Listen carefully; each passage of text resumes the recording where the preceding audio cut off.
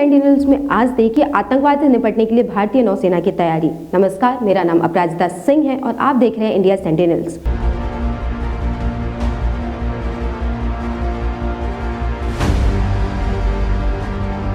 नवंबर 2008 को देश की आर्थिक राजधानी मुंबई में पाकिस्तान से आए आतंकवादियों के हमले ने देश ही नहीं दुनिया को दहला दिया था।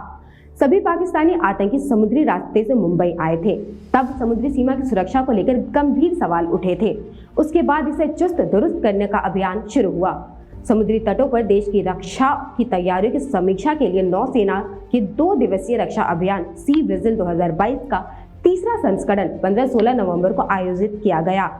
भारतीय नौसेना की तरफ से दी गई जानकारी के मुताबिक अभ्यास का पैमाना और वैचारिक विस्तार, भौगोलिक सीमा, शामिल हितधारकों की संख्या, भाग लेने वाले इकाइयों की संख्या और उद्देश्यों को पूरा करने के संदर्भ में अभूतपूर्व है।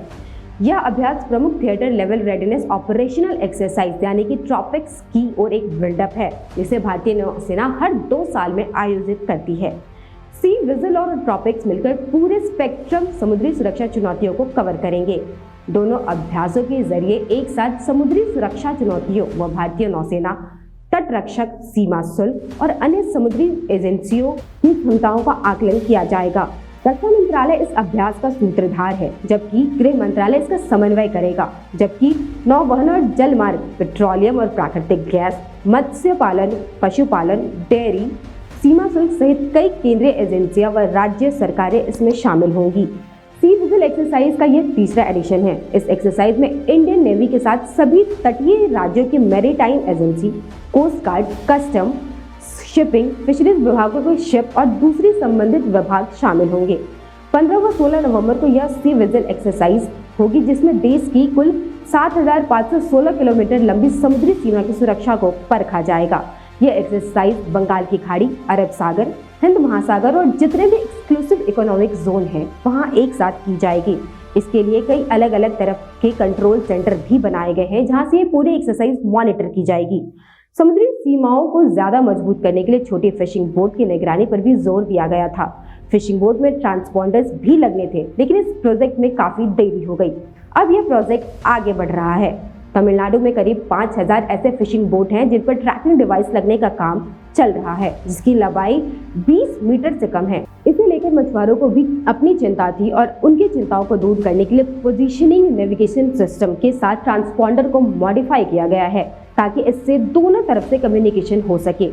कुल 3 लाख के आसपास रजिस्टर्ड फिशिंग बोट हैं, जिसमें से करीब 2.5 लाख 20 मीटर से भी छोटी है। 2008 में हुए मुंबई अटैक के बाद 20 मीटर से बड़ी बोट के लिए ऑटोमेटिक आइडेंटिफिकेशन सिस्टम जरूरी कर दिया गया था, लेकिन छोटी बोट के लिए प्रक्रिया ये अभी लेट हो गई है।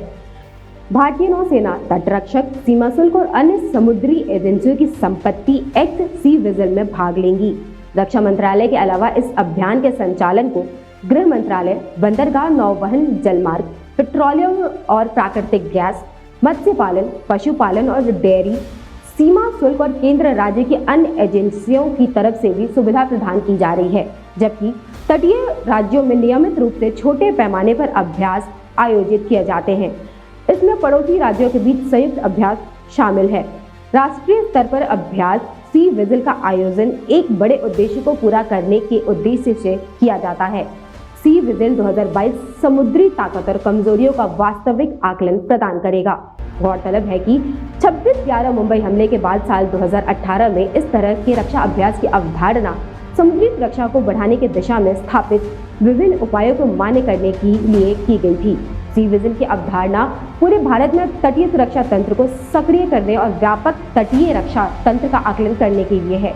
भारतीय नौसेना के कमांडर तटीय सुरक्षा अधिकारी कैप्टन मेनन ने कहा कि अभ्यास का उद्देश्य समुद्र के जरिए आने वाले खतरों के खिलाफ राष्ट्रीय स्तर पर तटीय रक्षा संगठन की प्रभावशीलता को मान्य करना है।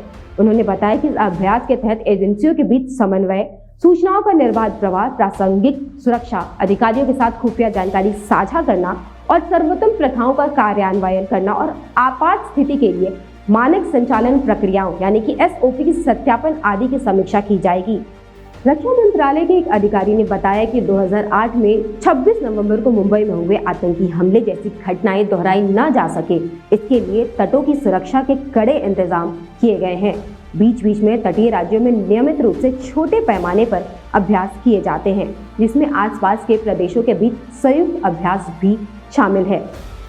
अभी के लिए खबरों में इतना ही। आगे भारतीय सेना से जुड़े खबरों के लिए देखते रहिए इंडिया सेंटिनल्स।